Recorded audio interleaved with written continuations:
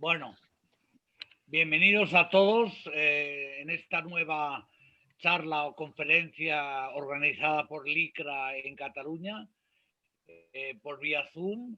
Desde hace, como ya sabéis, hace 5 o 6 años que LICRA tiene una sede aquí en Barcelona y desde hace 6 años organizamos conferencias, aparte estamos presentes en varios juicios contra el antisemitismo y bueno, estamos también en el tema educativo. Entonces, bueno, en estos últimos años hemos tenido conferencias con gente muy importante, como el fiscal Miguel Ángel Aguilar, el profesor Xavier Torrents, Vicens Villatoro, en fin, no voy a enumerar la lista, Eduard Calafí, o sea, muchos conferenciantes. La semana pasada iniciamos estas conferencias vía Zoom, vía telemática, con Gabriel Ventasgal de Atzat Sheni, que fue todo un éxito de tanto de participación como de la calidad de la conferencia. Que sepáis que todas estas conferencias se van a grabar y se están grabando y se van a depositar en un canal de YouTube que hemos creado de DICRA. Y entonces lo importante es que este tipo de conferencias no solo se difundan y se divulguen entre el colectivo judío, gente amiga del colectivo judío, sino lo importante es que se difunda sobre todo por gente que igual pues tiene más ignorancia sobre el tema o menos conocimientos. Bueno, dicho esto, hoy la verdad que tenemos el privilegio y el honor de contar con dos verdaderos expertos en el tema que nos ocupa hoy, que es la desinformación del conflicto palestino-israelí en los medios de comunicación españoles. Que todos sabemos que esta desinformación provoca hostilidad hacia Israel, hostilidad de los judíos y en consecuencia judeofobia o antisemitismo. Entonces contamos hoy con Eduardo Martín de Pozuelo, que nos va a hacer una pequeña introducción inicial. Él es un periodista bastante conocido de La Vanguardia, especialista en yihadismo, especialista en otros temas como puede ser como el franquismo. En fin, es un gran periodista y un buen amigo de todo lo que es el pueblo judío y también que lucha también por la tolerancia y contra el antisemitismo que me consta desde hace mucho tiempo.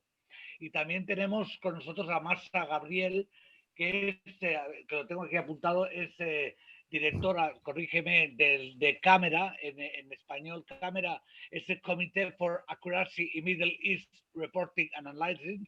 Cámara es una organización que se dedica, pues, en parte a analizar un poco y a reportar todo lo que acontece en el Medio Oriente y cómo se dan las noticias. No sé, después Marta lo concretará más, pero es verdaderamente una experta en el tratamiento del conflicto y de lo que pasa en Oriente Medio y los medios de comunicación y sobre todo en España, ¿no? Y bueno, sus tweets son muy conocidos, muy seguidos por mucha gente y bueno, hoy nos va a ilustrar un poco sobre este importante tema. Ya sin más, doy la palabra en primer lugar a Eduardo Martín de Pozuelo, para que nos haga una pequeña introducción al tema. Hola Eduardo, encantado. Hola, hola, buenas noches a todos. Me propongo intervenir y voy a intervenir como periodista profesional, un poco casi como observador. Mi idea es ser bastante breve para dar, o muy breve para dar tiempo a Masha, que es la verdadera experta sobre la desinformación en el conflicto de Oriente Medio, en el tema exactamente del titular y otros muchos, como magnífica periodista que es. Decirles que yo sigo a Masha en Twitter y desde mi punto, como saben ustedes, yo he sido jefe de investigación de La Vanguardia durante más de 30 años, soy periodista y pues tengo 68 años y soy periodista en ejercicio desde los 19 y amo mi profesión y creo que tiene unas reglas que no se pueden torcer ni saltar nunca en su práctica. Y una de ellas es la búsqueda de la verdad y ser objetivo aunque nos duela y vaya en contra de nuestras propias ideas. Lo que contamos, el dueño de la información es la ciudadanía, es el pueblo, es la gente. No somos los periodistas. Y hoy vamos a hablar de periodistas que se creen dueños de la información y que desprecian a la ciudadanía. En este caso, a un colectivo, veremos a ver no sé si podremos establecer las causas, pero evidentemente hablar del colectivo de Oriente Medio y de antisemitismo, hay momentos que se confunden las dos ideas, el conflicto y el antisemitismo. Y hablo desde el punto de vista del periodismo. Como periodista, decirles que los tweets que yo sigo con interés, además, por lo certera que es en sus comentarios, porque en 160 o 180 caracteres acierta en el análisis de lo que tiene que decir desde el punto de vista de la deontología y de la ética profesional. No es una descalificación ideológica, es una descalificación la que hace Masha, y ahí yo me siento, el otro día hablando con ella, digo, estoy 100% contigo. ¿Por qué? Porque cuando critica a un periodista, critica su práctica, su praxis del periodismo, que normalmente está siempre torcida y sesgada cuando se habla del conflicto de Oriente Medio, no digamos, y de Israel en general también, y de lo judío también, que podemos ahora, yo haré una, a ver, lo cito para incitar quizá a otras, transmitirles mi reflexión sobre ello, pero que tienen que ser suya su reflexión, y yo igual me equivoco en alguna cosa en la que les pueda decir, pero no estoy en posesión de la verdad, pero sí les digo mi punto de vista como periodista profesional.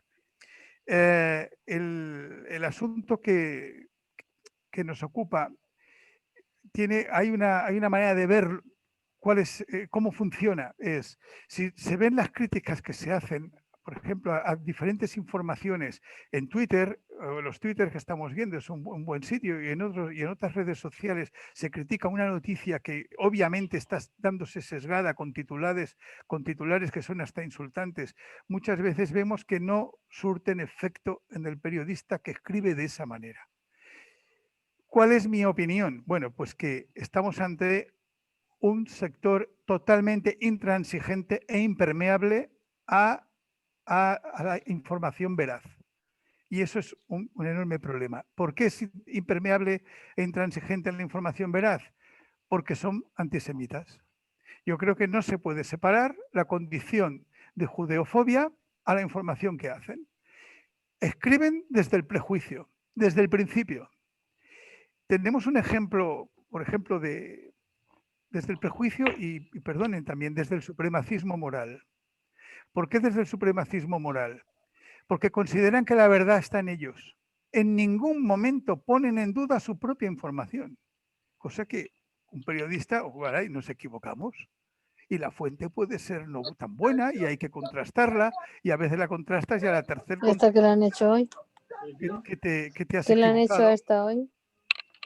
Oigo un audio que se cruza por aquí. Bien,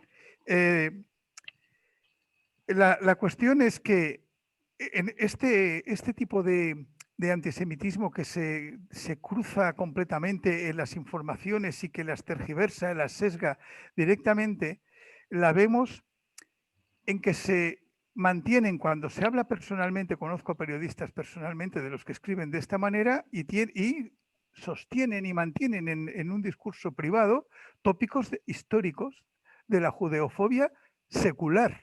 Es increíble. Se creen en posesión de la verdad y su argumentario privado, que es lo que quiero decirles, ya cuando escriben se les nota, pero en privado, cuando es el privado, reproducen discursos que se pudieron reproducir pues en periodos de la Edad Media o en periodos mucho más recientes. No, ¿qué ocurre? Hay una posición moderna, y hago así, comillas, me ven, en esa posición moderna, que es no caer en el discurso nazi, porque eso está condenado y tiene muy mala prensa. Entonces, ¿cómo se solventa esa situación? Bueno, yo no soy antijudío, yo no soy antijudío, no soy antisemita, pero soy antisionista. Entonces preguntas, ¿por qué eres antisionista? Porque no eres anticatalanista y no eres antiespañolista. Bueno, ya si entramos en esa fase de discusión, vuelve a cerrarse y entran cuestiones que yo he oído a insignes periodistas españoles decir por la radio, hablar del lobby mundial judío. El lobby mundial, bueno, nos está costando aquí reunirnos a 26 en este momento, ¿no? O sea, ¿Cuál es el lobby? No se habla del lobby mundial gallego porque haya un multimillonario que sea dueño de Zara. Y no se habla del lobby mundial de, no sé, de los californianos porque tengan Silicon Valley. Se habla del lobby mundial judío. Ahora, luego van todos a ver una película de Woody Allen o de Steven Spielberg. Pero bueno, esa contradicción, con esa hay que vivir, ¿no?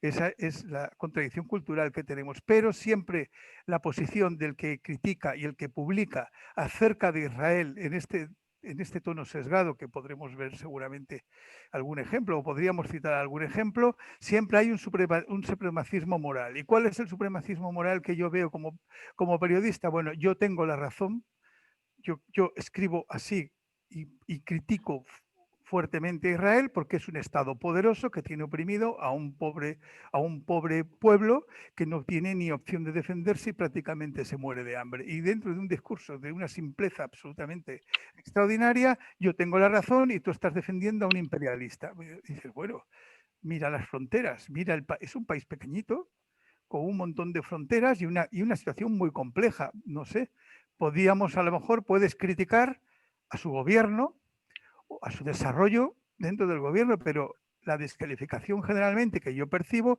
es una descalificación que va más allá, va a todo lo judío y al Estado de Israel como Estado. O sea, la negación del Estado de Israel y la condena de lo judío como algo maligno o malvado. Y eso lo veo que tiene dos niveles. Yo le veo dos niveles. Uno, digamos, a gran escala, que sería los que apoyan el BDS, para entendernos. Los que no les importa ni critican ni se hacen una sola pregunta a sí mismos ni a los convocantes cuando una terrorista presenta una conferencia en Barcelona, una terrorista que pertenecía a la Organización de Liberación de Palestina. No sé, ya habrá cumplido su pena, será una persona libre, no hay nada que criticar, pero al menos hay que hacerle una pregunta sobre el terrorismo, sobre la violencia y sobre la cuestión. Y hay que ponerla en cuestión. No, es la defensa a ultranza de ese tipo de personajes en condena siempre sistemática a lo judío e Israel, generalmente unido, sin poderlo separar. ¿Qué otra laguna encuentro yo en el periodismo en general? Que no se respeta, no se cuenta y no se explica la pluralidad del Estado de Israel. Cuando uno va a Israel y viaja a Israel, se encuentra desde un ateo hasta un ultraortodoxo, desde un musulmán hasta otro ateo, y desde un cristiano hasta de 50.000 ramas del cristianismo y del catolicismo también. Es un país complejo, muy plural. La prueba es que siempre está con una especie de crisis de gobierno y de Estado, con elecciones detrás de otras y con situaciones, con los tribunales intentando procesar al primer ministro. En fin, es un país con la complejidad de cualquier otro país democrático y, sin embargo, no se presenta como tal. Cuando se hace la crítica a actuaciones, a lo mejor, o decisiones gubernamentales, se generalizan a todo el país y a todos los habitantes de ese país, como si no hubiese habitantes de otro estilo o de otro color o de otro partido musulmán, por ejemplo. Esa es una de las cuestiones que yo veo. Un ejemplo de esta, hay otra judeofobia, hay otra muestra de racismo que es microrracismo. Es como eso que cuando se habla del micromachismo, los pequeños tics que van denotando qué posición tiene o que no se ha hecho una reflexión suficientemente profunda como periodista para poder comprobar el tipo de fuente y el tipo de la información. Por ejemplo, el otro día, hace 3 días, La Vanguardia tituló, el antetítulo bien grande, ponía operación propagandística en Israel. Y la noticia era que se habían acogido a 300 judíos etíopes, Falasha, habían sido acogidos por Israel. Claro, a ver, es de sentido común que la acogida no fue por propaganda, fue porque se sentía, por una cuestión humanitaria y además por afinidad, porque eran personas de religión judía. Y bueno, pues como podría pasar con un país mayoritariamente católico como España, si protege alguna persecución de católicos en otro lugar o los recoge. De hecho, hay refugiados de todo tipo y no se critica la situación de acoger a refugiados. Sin embargo, La Vanguardia pudo titular así. ¿Es un título a mala idea? Yo lo desconozco. Yo creo que no. Yo creo que no lo es. Yo creo que es que simplemente es racista el que lo escribe y no es consciente de que lo es y que tiene supremacismo moral y que se cree que su posición es de verdad. Cuando se es racista conscientemente, el discurso está más elaborado todavía. Pero ya para mí es completamente distinto al que yo estoy comentando ahora mismo. ¿Qué ocurre con estos supremacistas morales en el periodismo? Pues que son impermeables. Es que no hay nada que decirles. Tienen un verdadero muro impenetrable que les impide la práctica correcta del periodismo. ¿Cuál sería la práctica correcta del periodismo desde mi punto de vista? Bueno, pues acudir a todas las fuentes, te gusten o no. Desde luego, en este caso, a las palestinas y desde luego a las de Israel y a la variedad política que hay dentro de Israel, a toda. Y si hay que criticar la actuación del Ministerio de Defensa, pues se le critica. Y si hay que criticar la política de no sé qué, pues en una columna de opinión diferenciada de la información se critica. Pero no se puede informar directamente opinando, porque entonces nos salimos de la práctica correcta del periodismo. Y eso es algo que no suele suceder en general, tanto con otras situaciones o con otras situaciones políticas, pero en el caso de Israel es el común de la información. Siempre está sesgada, siempre prima la visión o opinión del periodista que escribe. Y sobre todo en el caso español, en los grandes periódicos. Es tremendo. El caso de mi periódico, no, es curioso, hay columnistas que no son así y que respiran por otro lado y incluso al revés, o sea, incluso a veces demasiado sesgados pro, porque dices, bueno, ojo, que es criticable toda la situación y podemos hablar de ella. Pero en general la información, bueno, pues está muy sesgada, ha sido criticada públicamente en numerosas ocasiones, incluso me consta que otras, LICRA y otras asociaciones han escrito cartas al diario y se han puesto en contacto con la dirección para quejarse por el sesgo sistemático en lenguaje, incluso, ¿no? En el lenguaje de la que se utiliza en la información, que denota este micro judeofobia o micro antisemitismo que se escapa sistemáticamente, ¿no? Como el lobby judío, los poderosos, Tel Aviv dice, no Israel, este tipo de cosas, ¿no? No saber dónde está la capital, no saber dónde están las embajadas o no quererlo saber, o los consulados cuando se informa de allí. Yo les pongo un ejemplo. De hace 10 años. Yo estaba en Israel, les pongo un ejemplo del sentimiento que produce en un periodista profesional ver actuar de esa manera in situ en el acto.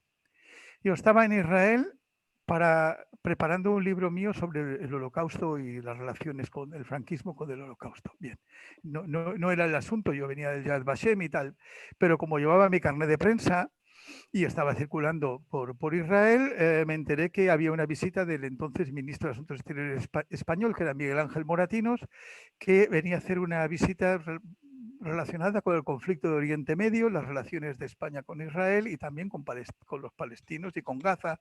Que por la mañana el ministro fue a visitar la Franja de Gaza y por la tarde dio una especie de recepción, una cosa amable, en Jerusalén, en el consulado español que había allí, no sé, el que entonces era el consulado, con un jardín muy bonito delante, etcétera. Yo, bueno, pude hablar un rato con el ministro, a mí el tema no era el que seguía, no tenía ninguna obligación, con lo cual pude estar absolutamente relajado como periodista en el asunto, mi misión era otra. Pero allí acababa de llegar un nuevo corresponsal de la televisión de Cataluña, de TV3. Si un día ve este vídeo, pues que él se acordará de lo que hizo, porque yo asistí y soy testigo de lo que hizo.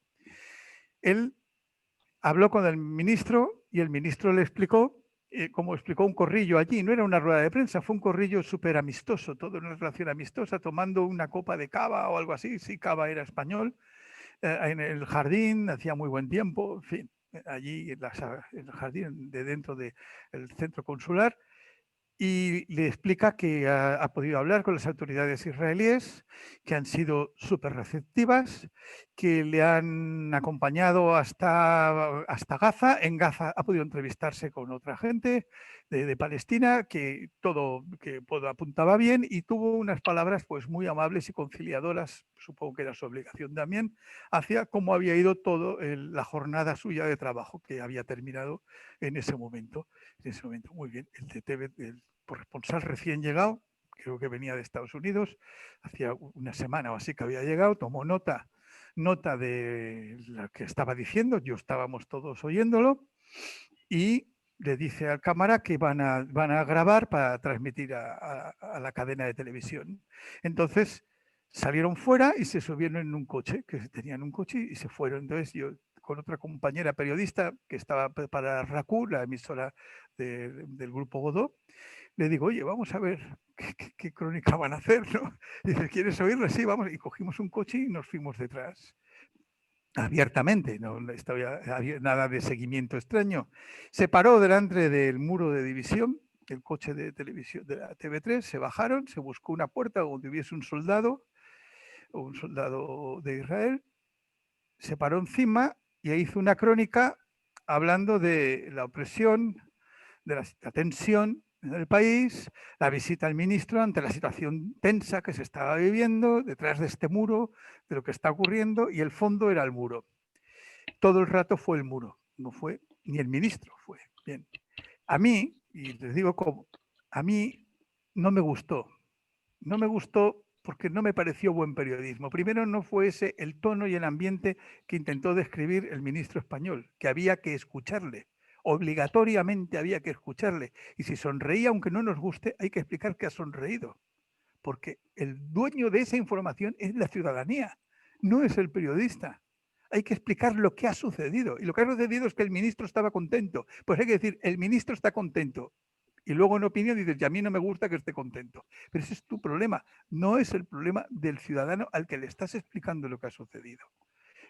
A mí no me gustó y no me pareció una buena práctica de periodismo, porque la imagen que se dio fue una pared y fue un soldado. No sé si ese era el momento para poner, porque eso ya la imagen explica muchísimo, ya da todo un tono a la información que se está haciendo. Y es buscada, y es intencionada. Y tuvo que viajar a otro sitio, irse para poder explicar ese asunto. Bueno, ese tipo de cosas, quizá tenía toda la buena intención de adornar su crónica con su propia realidad. Pero a mí la sensación que me dio como periodista es que el muro existe y ahí está, hay que decirlo. Pero en ese momento lo que había que explicar era la misión y el mensaje del representante del Estado español que estaba de viaje en Israel, en viaje oficial, y de lo que él decía. Y luego, si había alguien que le lleva la contraria, se va uno a de su mismo nivel, se le pide opinión y se transmite también la opinión del que le lleva la contraria. Pero no se transmiten las palabras del ministro en un marco que no es el que él lo dio, ni que era el espíritu de sus palabras. Bueno, yo les explico este ejemplo como para mí lo que es esta microdesinformación que se produce sistemáticamente y que parece menor y para mí crea siempre un estado de opinión contraria pues en este caso contraria a Israel, claramente. Eduardo. Simplemente, ya acabó. Eduardo, perdona. Me dijiste que te avisara cuando pasara el tiempo. Ya está, acabo aquí. Hoy una cosa. Este tipo de discurso se da tanto en periodistas que se creen de izquierdas como en periodistas que se supone que son de derechas. Y ahí quiero hacer también subrayar algo que para mí es muy importante. Hay que tener muchísima atención con los cantos de sirena. En este momento hay toda una derecha extrema muy simpatizante con Israel, pero porque es islamofóbica. porque es islamofóbica y creen que Israel es un muro contra el islamismo radical, que lo es, pero no en el sentido que ellos lo piensan. En el sentido que ellos lo piensan, lo es de otra manera. Ese grupo de derecha extrema hoy es pro-israelí, pero añora, y a veces cuando se habla en privado, añoran tiempos pasados muy dolorosos. Y simplemente es un aviso para no caer en esa otra desinformación. Y ya, pues yo doy paso a Masha y aquí ha terminado mi intervención. Muchas gracias. Muchas gracias, Eduardo. Antes de dar la palabra a Masha, quería recordaros que tras la charla de Masha, que serán 25 o 30 minutos, habrá un turno de preguntas. Entonces, sí, yo os invito a hacer preguntas a través del chat del Zoom por escrito. Entonces, yo me las apuntaré y al final pues haremos las preguntas. Vale, muchas gracias. Adelante, Masha. Muchísimas gracias, Isaac, gracias y gracias, Eduardo, porque además has tocado todos los temas que más o menos voy a tocar ahora, has ido dando unas pinceladas, yo voy a entrar, y te agradezco porque a veces esto es una carrera muy solitaria en la que estamos, por lo que hablamos precisamente de la impermeabilidad de los medios. Como dijo Isaac, si yo dirijo la rama en español de Cámara. La Cámara en general la dirige Andrea Levin, que es nuestra directora general. Ahora os voy a hablar un poquitito más, y junto a Marcelo Huío, que es el director adjunto, pues hacemos todos estos análisis de absolutamente todos los medios en habla hispana. Hoy me voy a centralizar más en los medios en español de España, porque los medios latinoamericanos son diferentes y al fin y al cabo los medios más influyentes en la información que llega desde Oriente Medio son españoles. ¿Por qué? Pues porque son prácticamente los únicos que tienen corresponsalías ahí. Pequeño paréntesis, esto es un momento de cambios en el paradigma informativo. Si hasta ahora hemos vivido se seguían los grandes medios, la explosión de las redes sociales, de internet, de tener acceso a la información a través de otros canales ha hecho que haya una gran crisis en los medios, y hasta hace muy poco, yo aquí habría puesto, no lo voy a poner porque esto está en evolución, pero yo siempre que hablo de los medios ponía los 3 medios más influyentes en habla hispana, que hasta hace poquito eran la agencia EFE, que es la única agencia en español que tiene una corresponsalía ahí, y que además distribuye sus notas a medios en España, en toda Latinoamérica y los medios hispanos en los Estados Unidos. Radio Televisión Española, que sobre todo a través de su canal internacional pues transmite también para todo el mundo, y el diario El País, que era pues ese estandarte, es de la democracia española, y pues de lo más influyente, una especie de New York Times a la española. ¿Qué ocurre? Que hablaba del cambio de paradigma de los medios. El País está en una caída libre, tal vez porque han pasado al momento de pago.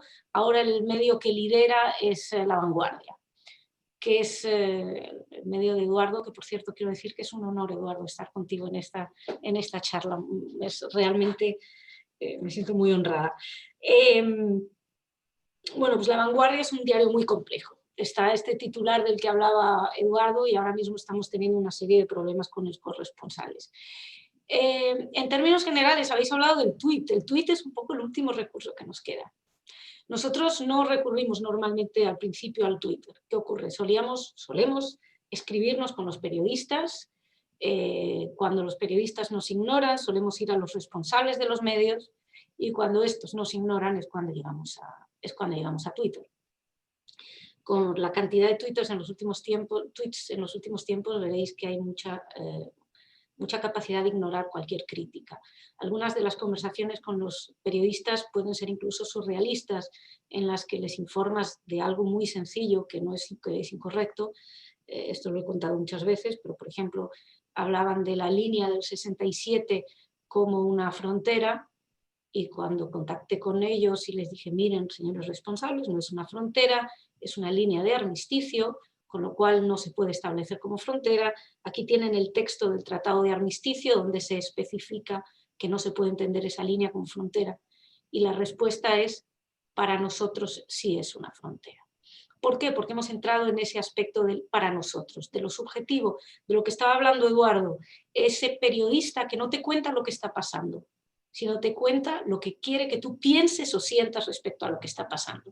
Y claro, la mezcla entre opinión e información convierte el material en un material en muchas ocasiones muy tóxico. Evidentemente hay de todo, pero bueno, yo voy a compartir con vosotros una presentación donde voy hablando un poquito, voy poniendo ejemplos a esto, y quiero empezar, bueno, primero esta es nuestra organización, esto es Cámara, que tenemos en varios idiomas, tenemos en hebreo, un departamento que trabaja en hebreo, un departamento que trabaja con los medios específicamente de Inglaterra,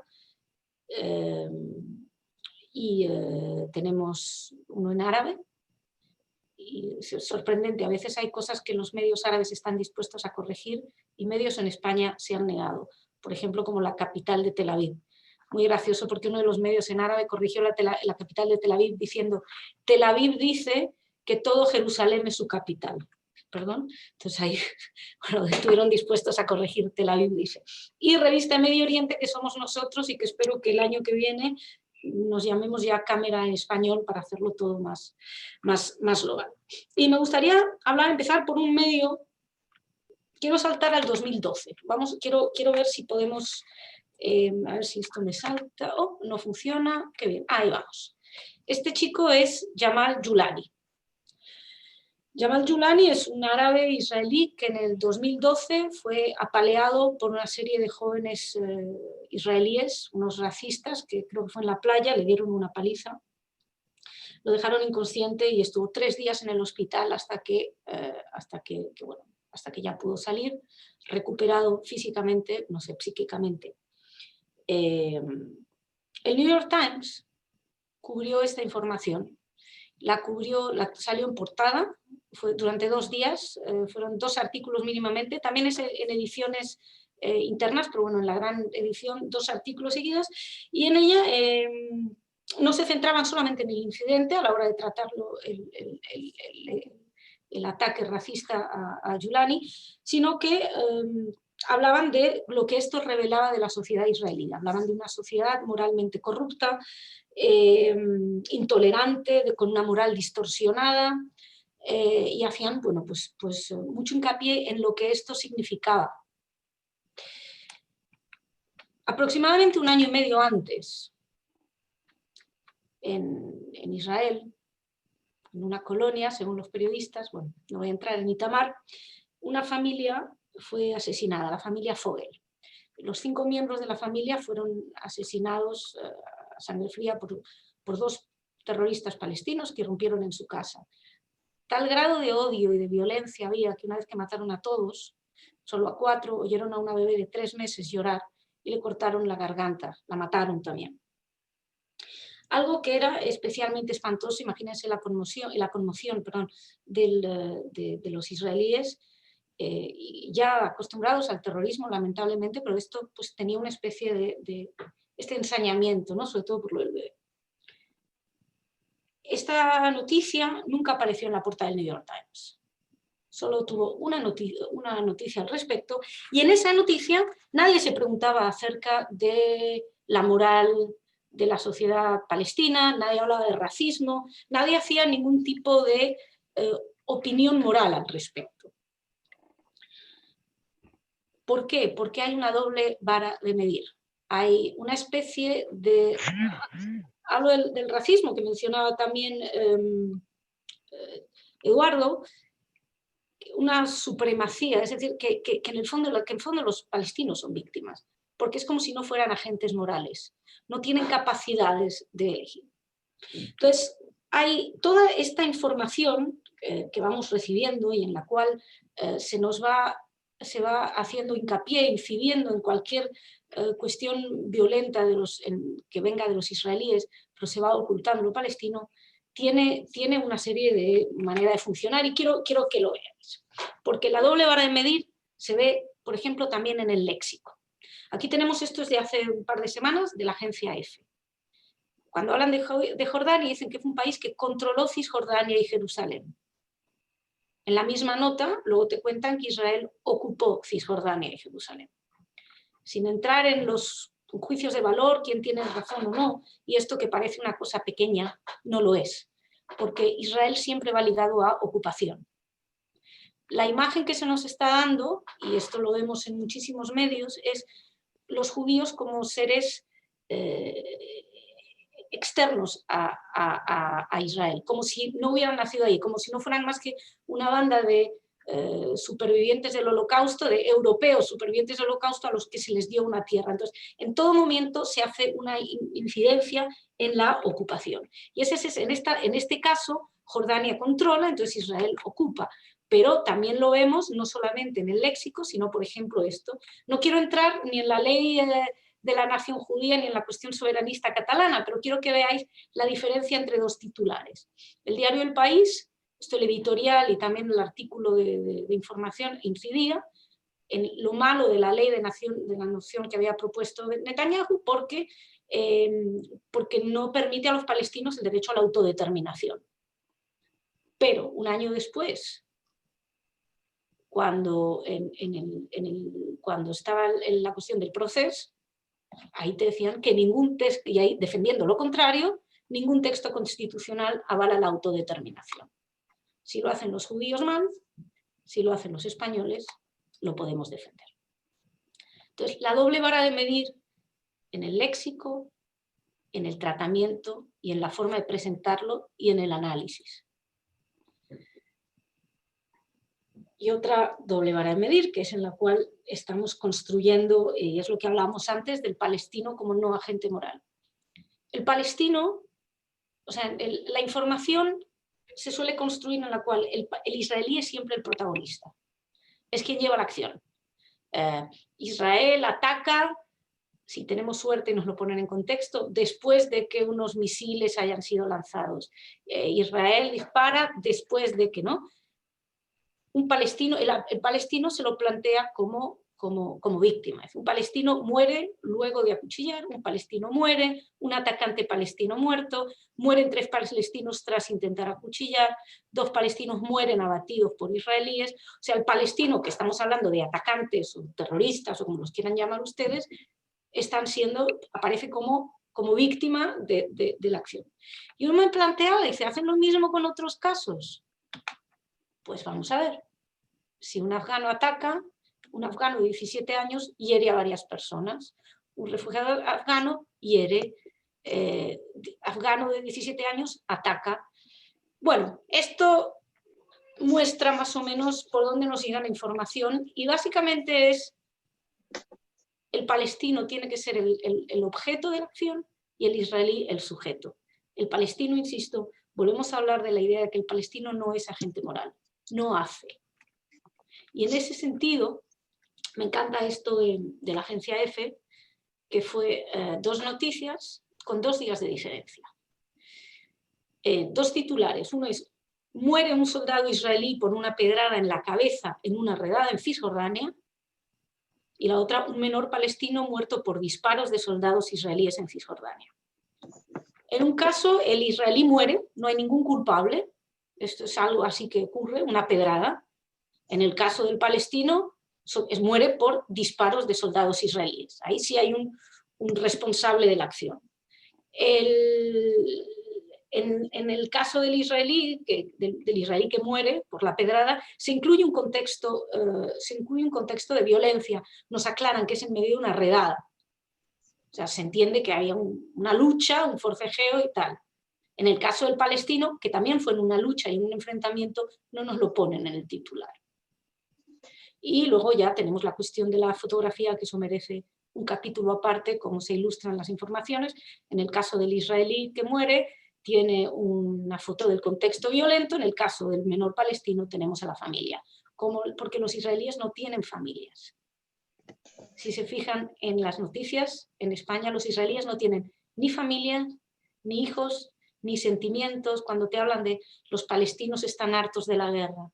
¿Y qué ocurre con los israelíes? Ellos no están hartos de la guerra. Los palestinos tienen miedo, los israelíes no tienen miedo. Esto es al punto de mi titular preferido. Este es uno de mis titulares preferidos, es 2012 y desde el 2012 lo empleo. Lo amo este titular, porque creo que revela muy profundamente lo que hay debajo. El tranvía en Jerusalén suspendido tras ser apuñalada una mujer judía. La noticia es que se interrumpe el tranvía de Jerusalén. O sea, la información para todo el mundo hispano es que el tranvía de Jerusalén es interrumpido, no que una mujer es acuchillada. Bueno, por lo menos te lo ponen en el titular, pero inconscientemente la persona que redacta esto te está demostrando cuál es la escala de valores, cuál es el interés. Yo no me imagino un complot detrás de gente diciendo ¿cómo voy a quitarle importancia a este ataque terrorista? No, surge, yo creo que ya es una cuestión casi consuetudinaria, no es una cosa de tanto, lo que hablaba también Eduardo, es algo que viene de muy atrás en el fondo, y que esto es lo que va lo que poco a poco ha ido calando en la mente de los editores, de los redactores, de los corresponsales, que incluso van ahí con una noticia, con una información que la saben, que ya tienen una opinión cuando llegan, y llegan a salvar el mundo, por ese supremacismo moral que tienen, esa sensación de que saben más que tú, saben más que la realidad. Y para poder hacer eso, para poder mantener ese supremacismo moral, lo que tienes que hacer es ocultar una de las partes. No solamente te transforman la sociedad israelí, sino que te censuran, y esto fue censurado concretamente, fue un programa que salió en La Sexta sobre la opresión de Hamás a las mujeres. Lo tuvieron que quitar. Ahora de que no podían andar en moto, que no podían ir con sus maridos, que no podían cortarse el pelo en las peluquerías con hombres, etc. Lo tuvieron que quitar. ¿Por qué? Pues porque revela una realidad a la que no le prestan atención. Y así como lo revela, como vienen a salvar el mundo, te van a decir, no, es que es para defender a los palestinos. Yo lo pongo en duda, porque si quisieran defender a los palestinos, hablarían de cómo los tratan sus líderes, hablarían de que no pueden votar, hablarían de que jamás los tiene bajo un puño de hierro sometidos, hablarían de que sus líderes se han ocupado sistemáticamente de negar, de rechazar todas las posibilidades de tener un propio Estado, porque es la base de este problema. A todas las oportunidades que se les ha ofrecido de tener un Estado, se ha dicho no, porque en el fondo de lo que estamos hablando no es tanto de que haya un Estado palestino, sino de que no haya un Estado judío. En ese sentido, tenemos también grandes ocultaciones. Ya no hablo de que hayan ocultado el discurso de un imán palestino radical escondido en una mezquita a la que no va de nadie. El presidente de la autoridad palestina, Mahmoud Abbas, bendiciendo la sangre derramada por Jerusalén en el 2015, en la televisión oficial palestina. Esto no salió en ningún medio. Esto no salió. Cuando Fatah salió diciendo que habían matado a 11.000 israelíes, bueno, el New York Times lo dio, pero no salió en los medios en español. Esto no lo vimos. Cuando un video muestra a un soldado israelí maltratando a un palestino, lo dan. Me parece fantástico, porque hay que denunciar esas cosas. Pero cuando han matado a un rabino el día anterior, eso no encuentra un espacio. Y como esta víctima, hay muchísimas víctimas en el país. Hay un montón de tweets míos preguntando, ¿van a dar la información del asesinato de este? ¿Van a dar la información del asesinato de este?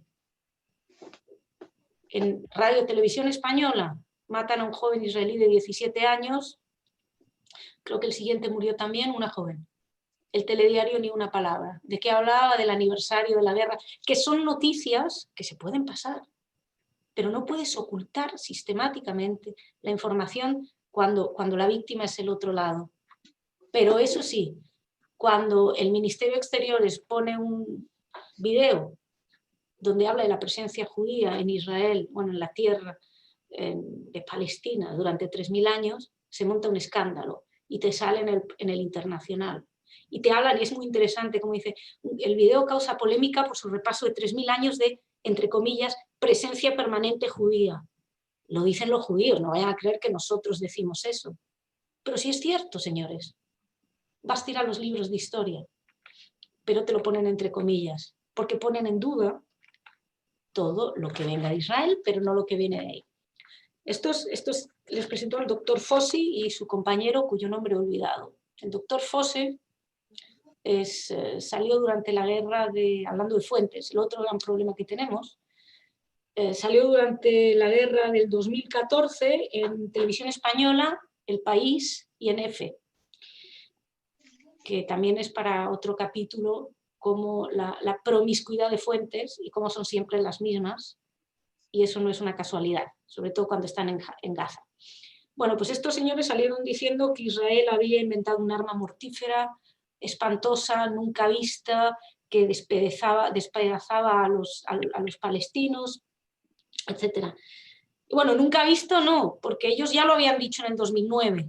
Se habían olvidado que en la del 2009 habían dicho exactamente lo mismo.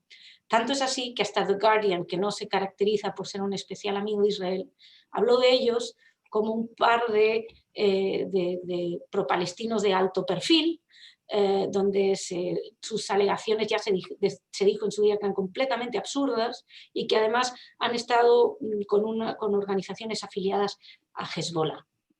Nada de esto salía en la información que nos brindaban EFE, Radio Televisión Española y El País. Yo puedo decir, bueno, a lo mejor no lo sabían, señores, no nos costó mucho mirar en internet y encontrarlo, en las mismas fechas que ellos lo ponían. ¿No chequean acaso quiénes son sus fuentes? A lo mejor sí, pero a lo mejor no. Entonces, así como salían esos medios, hace poquito, por ejemplo, también en EFE, habían sacado una nota sobre, en una aldea, no sé si en el área C,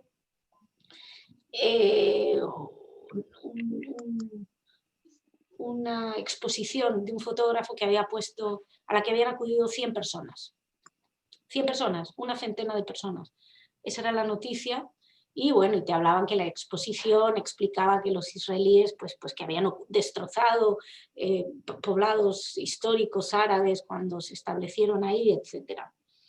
Más allá de que me pregunto yo si 100 personas van a una exposición, hasta qué punto eso es una noticia relevante o no, había dos piezas al respecto. Lo interesante es que el expositor, que es una persona que tenía una organización a la cual Alemania le había retirado los fondos por antisemitismo o por vinculaciones, se habían hecho burlas del Holocausto con comparaciones con el Holocausto, participaba en las marchas de Hamas y salía hablando, pero esta información no nos la daban.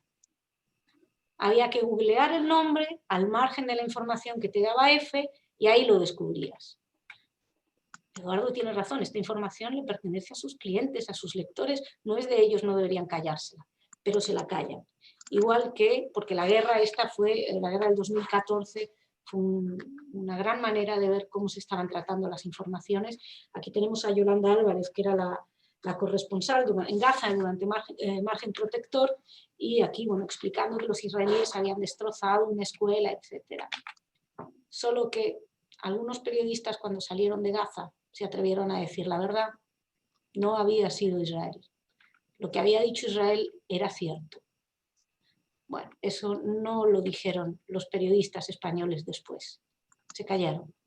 ¿Qué ocurre? Que lo que dice Israel lo ponen en tela de juicio, pero lo que hace, lo que viene la versión del otro lado no.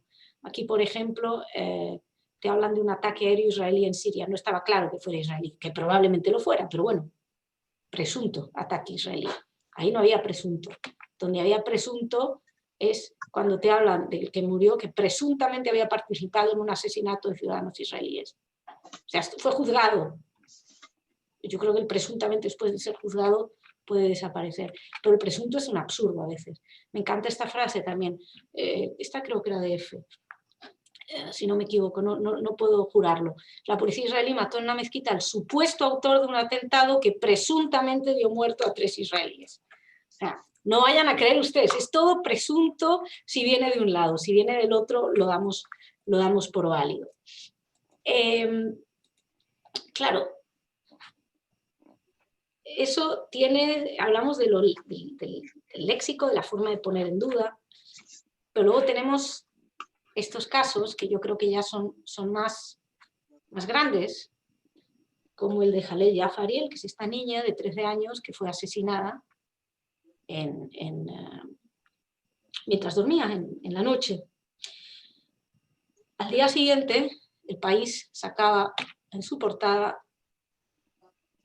el primero de 3 estudios sobre estragos de la ocupación, una cosa a mayor gloria de Mario Vargas Llosa, que se paseaba por ahí con su tarjeta, como tomando notas por Gaza, y un viaje organizado por Breaking the Silence, cosa que es una ONG, porque hay mucha tendencia a utilizar ONGs. Breaking the Silence concretamente ha salido en unos 20 artículos del País en 2 años.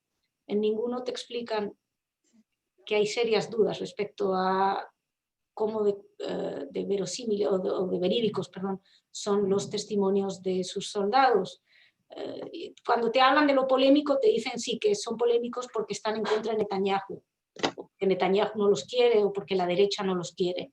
Y no es un problema de derechas ni de izquierdas, es simplemente un problema de que incluso canales de televisión que no están vinculados ni a la derecha ni a la izquierda han hecho estudios donde dice que solo han podido comprobar el 20% de lo que dicen. Sin embargo, en España esa información se nos roba y nos dan, justo a raíz de que de que fuera asesinada esta niña, gran titular para los estragos de la ocupación. Y la niña, ¿salía en la información? Sí. La encontrábamos adentro. Un palestino apuñala a una colona de 13 años mientras dormía. Colonos, ocupación. Bueno, conseguimos cambiarlo el titular, ¿eh? Nos pusimos en contacto con El País y dijimos que, bueno, si el que matan no es terrorista, ¿por qué la niña es colona? Que elija, porque primero me dijeron, no, si es una colona, porque viene una colonia, digo, bueno, pues el palestino es un terrorista porque ha cometido un acto terrorista. Al final lo cambiaron por un palestino mata a puñaladas a una niña de 13 años en una colonia israelí, porque no podemos evitar recordarlo, porque todo es ocupación. Y si no está ocupado nos lo inventamos. Titular, esto es portada del año pasado de El País, antes de que llegara el coronavirus o que lo supiéramos. Navidades en el Belén ocupado. Hasta nueva orden, Belén no está ocupada, está bajo administración de la Autoridad Palestina. Pero como vamos por ahí, Autoridad Palestina rompe relaciones con Israel y Estados Unidos tras el plan de Trump. Esto es reciente, un 1 de febrero. Fíjense los mapitas de propaganda, que son mapas que están completamente falsos, sobre una supuesta colonización sistemática de los judíos. Bueno, son unos mapas que los van a ver muchas veces, son mapas que mezclan cuestiones nacionales con territorio. Primero te dicen esto eran los judíos, pero luego, o sea, dándote a entender que el resto era de los palestinos. Recordemos que esto no era de los palestinos. En fin, están desmontados por múltiples ocasiones, pero El País nos lo pone y lo único que nos dicen, no nos explican lo que son esos mapas. El que lea El País los ve y dice, oh Dios mío. Es una manera muy interesante de darte esa información sabiendo que es falsa, porque si no lo habrían puesto de otra manera, pero te la dejan, ahí queda eso. Esta me gusta, bueno, más allá de la justificación, esto es de la agencia EFE, que decía que había habido ataques, creo que cuando mataron al rabino justamente, decía que muchas veces matan a soldados o agentes policiales. Una manera de justificar los ataques, porque además es mentira, lo sabemos todos, pero me gusta el final de frase, que es: los lugares más comunes de los ataques son en los territorios ocupados de Jerusalén Este o Cisjordania ocupada. Recordemos bien cuál es la palabra que nos tiene que quedar cuando hablemos de Israel: ocupado. Así lo hace La Vanguardia, cuando su actual corresponsal no habla de las fuerzas, no habla de las fuerzas de defensa israelí ni del ejército israelí, habla de las fuerzas de ocupación israelíes. Y tenemos también de la SER, donde te hablan del pueblo desplazado, oprimido como consecuencia de la ocupación israelí de los territorios históricos palestinos. La historia nos la inventamos porque, aunque no tenemos ni idea, algo nos suena. Y atención, comenzó en 1948. O sea que directamente lo que están es en contra de la mera existencia de un Estado judío. Eso tiene un nombre. Ups, ya me equivoqué. ¿Por dónde íbamos? Más. Aquí, hablando de inventar la historia, me gusta mucho esto del corresponsal del País, que lo dijo en el 16 y no conseguimos que lo cambiaran, que el conflicto palestino-israelí es derivado de la ocupación de Jerusalén Este y Cisjordania desde el 67. Es decir, que ya no me voy ni siquiera a la matanza de Hebrón o los ataques anteriores, pero la guerra del 48 es debido a qué, y la misma guerra del 67 que iniciaron los estados árabes es debido a qué. Mienten. Yo no sé si es pura ignorancia, y cuando informas, como en este caso informamos, no fue cambiado. Y tenemos Tel Aviv, que mencionaba Eduardo, aquí tenéis unos ejemplos, tenemos El Mundo, el corresponsal creo que en Turquía, si no me equivoco, Voz Populi, La Vanguardia, el corresponsal, la agencia EFE en Jordania, salió ahora recientemente en El Confidencial. Tel Aviv no es la capital de Israel, no son las embajadas las que deciden cuál es la capital de Israel, y lo saben. Y todos estos también nos contactamos y tampoco conseguimos que se cambiara. Sin embargo, vuelvo al New York Times, no porque sea un medio especialmente amigo de Israel, tiene muchísimos problemas, pero ¿qué ocurre? En Estados Unidos hemos conseguido cambios. Hemos conseguido cambios. Por ejemplo, cuando habla de territorios palestinos, es incorrecto. No hay un acuerdo. Para que sean palestinos tienen que llegar a acuerdos entre las partes. Eso es lo que dicen todos los Oslo, 242, etc.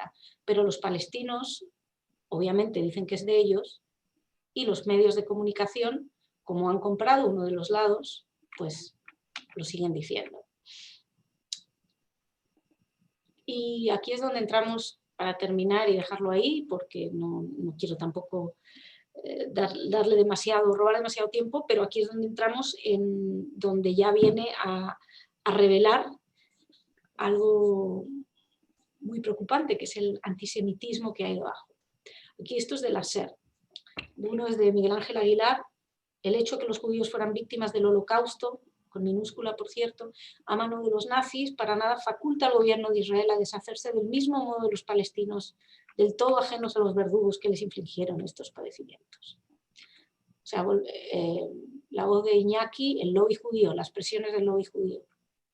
Lo tenemos también cuando se hizo la conmemoración de los 75 años de la liberación de Auschwitz. La Vanguardia hablaba de que en contraste con los edificantes discursos del foro, el tonito del corresponsal de la Vanguardia hace burla. Con los edificantes discursos del foro, 3 palestinos morían anteayer acribillados en la verja de Gaza y el candidato Gantz prometía anexiones. El periódico, la ocupación militar es la que causa el antisemitismo en Europa en nuestros días, o público, Auschwitz, sí, pero Israel ignora su mancha en Oriente Próximo. Y lo dejo aquí porque se me va el tiempo, no quiero pasarme, porque creo que puede ser más interesante una charla. Pero bueno, yo creo que esto va por donde iba Eduardo, por lo que por donde lo estaba presentando. Creo que hay un gran problema de superioridad moral. Yo sí creo, yo no me atrevo a decir que están movidos por el antisemitismo, ¿no? Pero yo sí creo que si no, que eso es un problema que viene de atrás, y en muchos casos, lo digo tras haber hablado con los periodistas, no son conscientes de lo que hacen, no se dan cuenta.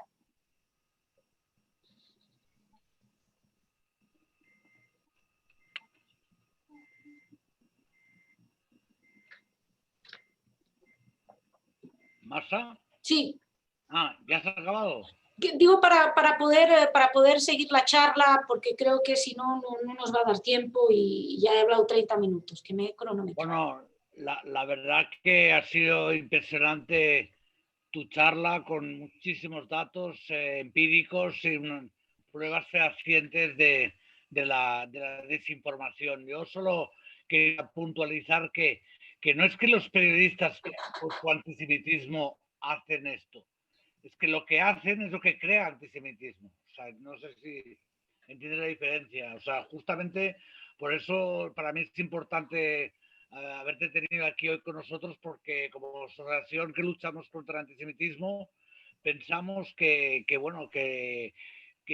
la desinformación que existe en los medios españoles con respecto al conflicto, pues eso genera antisemitismo, porque la gente se cree lo que lee y está acostumbrada en fin, a creerse a pie juntillas todo lo que dice su periódico favorito. Entonces, bueno, yo hasta lo encuentro hasta normal que odien a los judíos o que nos tengan manía, ¿no? O sea, yo esto lo encuentro normal, tal y como está enfocado todo el tema del conflicto, ¿no? Y bueno, de todas maneras, en fin, invito, pero mejor por escrito, si alguien quiere hacer alguna pregunta o alguna observación, por favor. A ver, aquí. Sí. Sí. Es decir, que aquí Tony y Montse dicen que, bueno, que lo que no se dan cuenta son unos ignorantes y se limitan a seguir las órdenes de los editores de Internacional. Eso también, pero... Y aparte... Yo creo que durante mucho tiempo yo pensé que era ignorancia, porque creo que, bueno, que se puede no saber, pero luego, y hay una frase que escuché una vez que me encantó, decía: lo malo de la ignorancia no es todo lo que no sabe, sino todo lo que sabe mal. Entonces, digo, me parecía ignorancia absoluta, tenían un completo desconocimiento. Lo que pasa es que hoy en día, realmente con Internet, basta googlear, basta poner en Google el término que buscas y ver y te salen cosas a favor y en contra. Y yo en ningún momento, yo creo que en ningún momento pido a los medios, y no me interesaría, que hicieran un trabajo de decir qué bonito es Israel y qué malos son todos los demás. Pero yo creo que lo que se les está pidiendo a los periodistas es un trabajo periodístico, que es de lo que se trata, y de confrontación de fuentes y poner los lados de la historia y explicar la historia de verdad y no cambiarla como además son cosas chiquitas, pero que poco a poco van haciendo una lluvia fina. Entonces yo creo que si es ignorancia por lo que saben mal, no tienen perdón, porque para dejar de ser ignorantes basta leer. Una cosa, perdona, ante el comentario de muchos casos que siguen las instrucciones de los jefes, no puede ser, no es así habitualmente, porque en el funcionamiento rápido e intenso de un medio de comunicación, dar grandes instrucciones y corregir, incluso no hay tiempo para eso. O sea, no puede funcionar eso de otra manera. Uno, que los directores de medios o las personas más influyentes en alguno de los medios que ha mencionado Masha muy brillantemente, ponderen o valoren más a los que informan en la misma línea que es coincidente con esos directores. Pero en general, y hablo más cerca de lo mío, yo creo que hay una cuestión de omisión. O sea, no... Como ese microracismo, esa microislamofobia funciona de manera transversal y salpica absolutamente a todo, no todo el mundo se da cuenta de esos presuntos. Yo sí me doy cuenta, Masha, yo me doy cuenta de lo que tú has dicho. A mí me parece extraordinario y visto todo en conjunto es absolutamente frustrante y descorazonador, porque es el antiperiodismo en estado puro, es la negación de lo que yo quise ser. O sea, eso no puede ser. Pero también creo que, coincidiendo contigo y en respuesta a la pregunta que había aquí, que no son instrucciones siempre claras y igual que no hay una conspiración de un lado, no es una gran conspiración de otro. El problema es el discurso lo gana Palestina, la propaganda también la gana, el punto de nosotros somos los débiles y ellos son los poderosos está clarísimo, y a partir de ahí nace el supremacismo moral que los dos hemos coincidido en señalar, ¿no?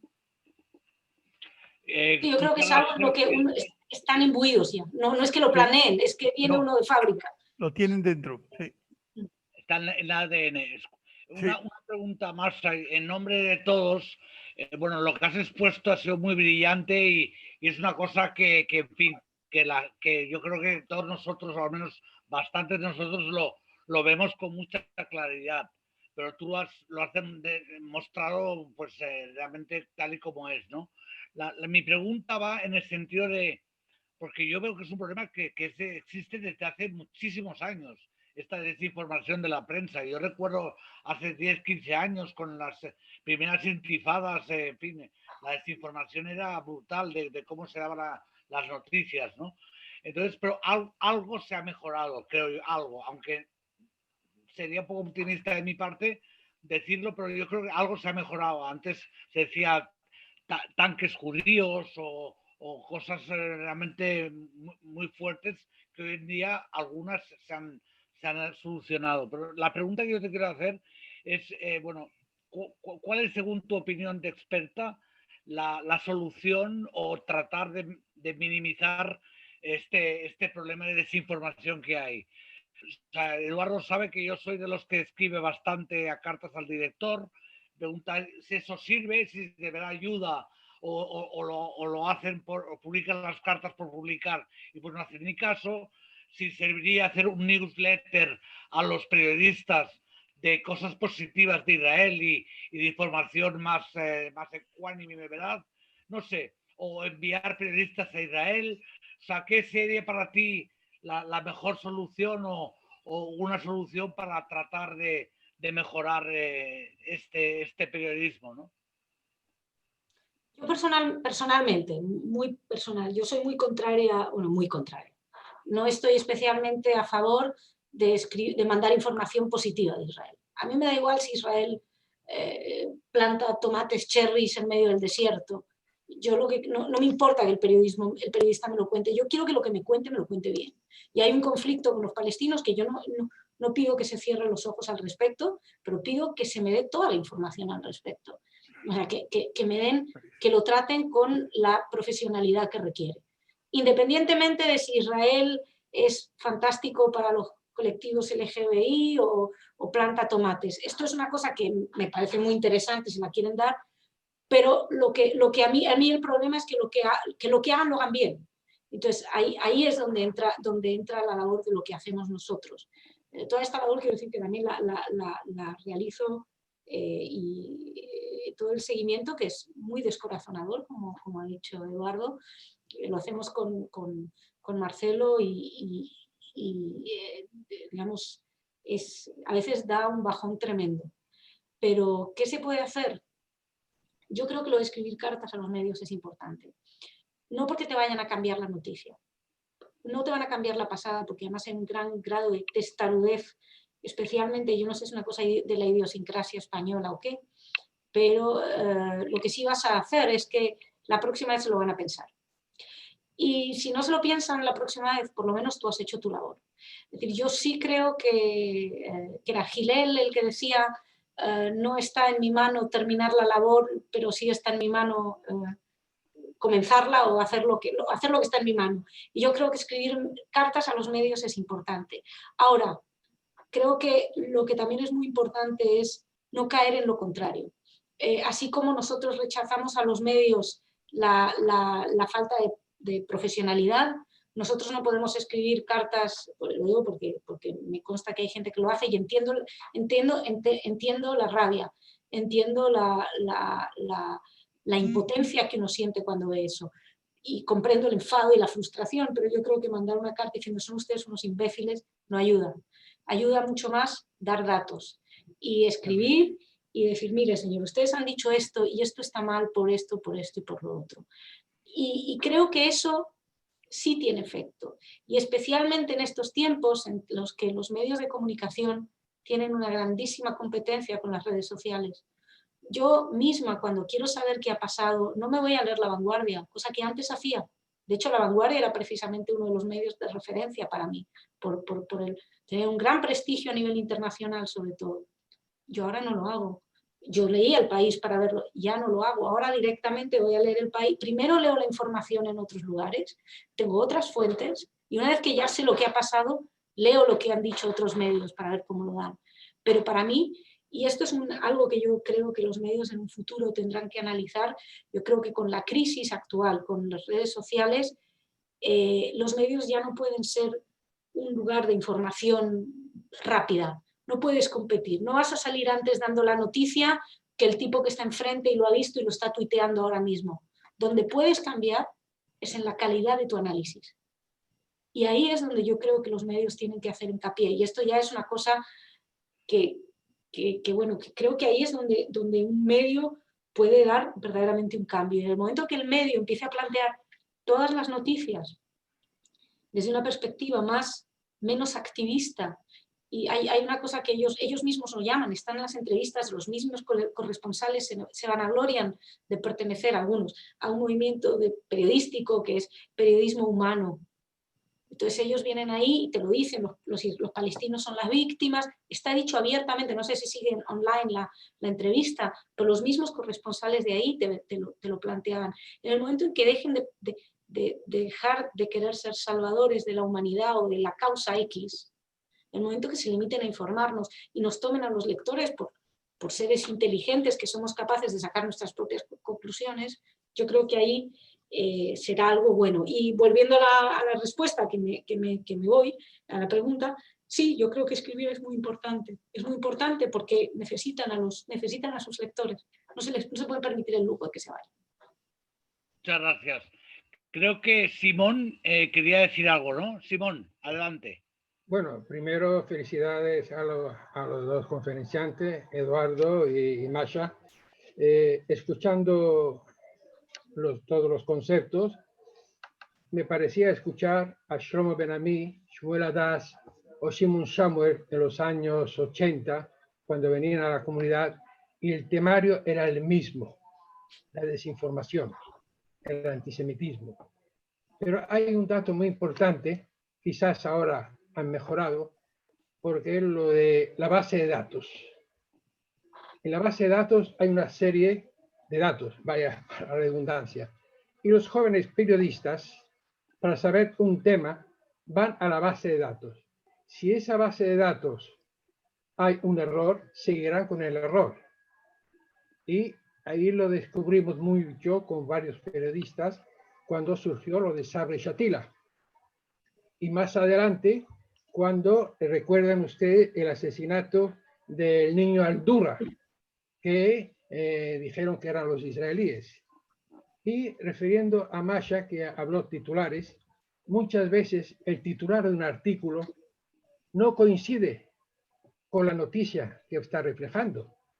Es un titular totalmente contrario.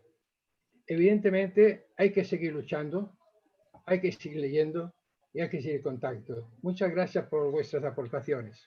Gracias. Muy interesante lo de la base de datos. Gracias. Gracias. Sí, claro. ¿Sí? ¿Alguien? Y otra cosa importante es que le hablo de hace unos 20, 30 años, la mayoría, ahora no tanto, de los periodistas españoles que van a Oriente Medio no saben el inglés. Hay muchos que no saben el inglés. Y entonces, claro, eso era un problema tremendo. Hoy en día yo supongo que la mayoría ya son políglotas, inglés o francés por lo menos, ¿o no? Uno que otro me consta que tiene dificultades con el inglés. Yo creo que una cuestión que es fundamental sería lograr que los medios, estamos hablando de medios de comunicación, se sintieran avergonzados por sus errores. Lograr que sean conscientes de que están mal informando, de que esa desinformación forman parte de ella, porque de hecho, si los convocamos a otra reunión sobre la desinformación, vendrán 10 compañeros míos de cada uno de estos medios y colegas de profesión a hablar de la desinformación y dirán cosas muy parecidas a las que decimos Masha y yo en la desinformación en general. Y si les decimos, bueno, vamos a aplicarla en el caso de Oriente Medio, ahí dirán, ahí no. Ahí no, porque vuelve a entrar el prejuicio y todo lo que hemos ya dicho hasta ahora. El caso sería muy interesante. Yo creo que aquí tiene que ver en la magnitud del altavoz con lo que se está diciendo. Si esta conferencia de hoy, no lo digo por nosotros porque somos una pieza muy pequeña en todo este mundo de la comunicación, pero si todo esto llega a los medios, sí que poco a poco este tipo de cosas, por todas las vías de todas las redes, si les va llegando y llega a la dirección, llegan a los editores, llegan incluso a los anunciantes, que empiezan a sentirse, bueno, ¿qué está pasando aquí? Esto no es así, no está ocurriendo de esta manera. Eso puede ser efectivo, pero por eso decía que el discurso de la propaganda está ganado de la otra parte. Por ahora la tiene la otra parte. Y es una labor lenta y, bueno, si pudiese hacerse grandes congresos, etcétera, y por supuesto lo de las cartas que ha dicho Masha es fundamental. Las cartas tienen que ser claras, concisas y veraces, ser verdad y dar datos. No vale el insulto, no vale la descalificación, porque una vez más parecerán propaganda. Muchas gracias. ¿Alguien quiere comentar algo, hacer alguna pregunta?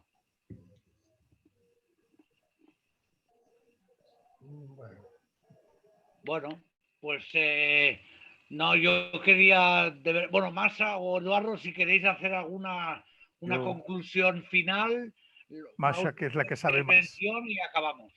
No, yo estoy muy agradecida y me encantaría cuando quieran, porque es muy estimulante poder compartirlo y con gente, y me siento muy honrada pues también por saber que Eduardo está en la misma línea y agradezco además mucho a todos los que han venido, porque además yo sé que en cada uno en su foro y a su manera hace su labor y somos todos pequeñitos, pero entre todos yo creo que se puede hacer una gran labor y creo que se está haciendo, porque como bien has dicho, Isaac, se ha ido mejorando.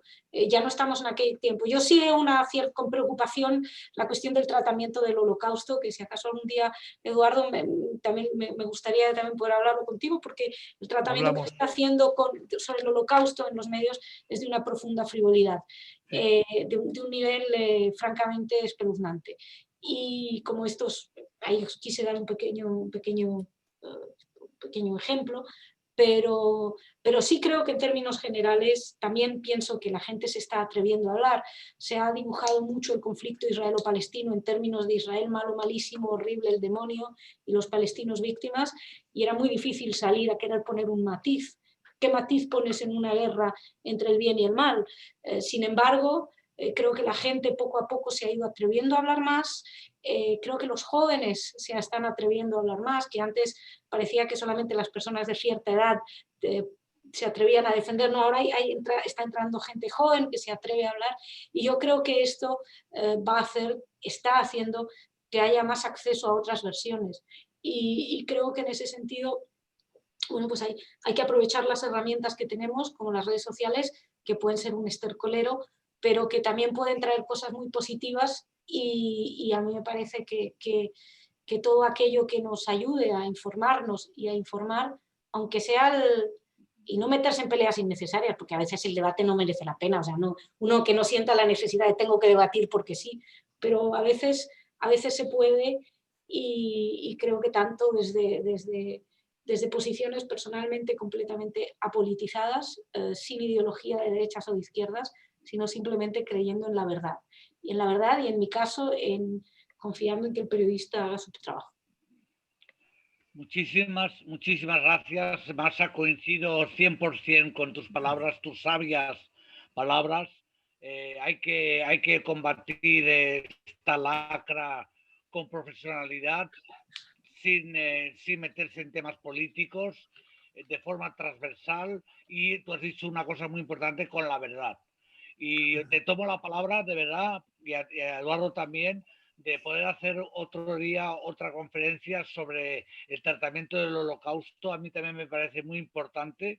Últimamente se están dando cada vez más casos de banalización de la Shoah. Todo el mundo emplea la palabra nazi como si fuera una cosa banal. O sea, la verdad que es también muy preocupante esta banalización, y yo... Y el difuminar a los judíos entre las víctimas del Holocausto, que eso es algo que me llama mucho la atención.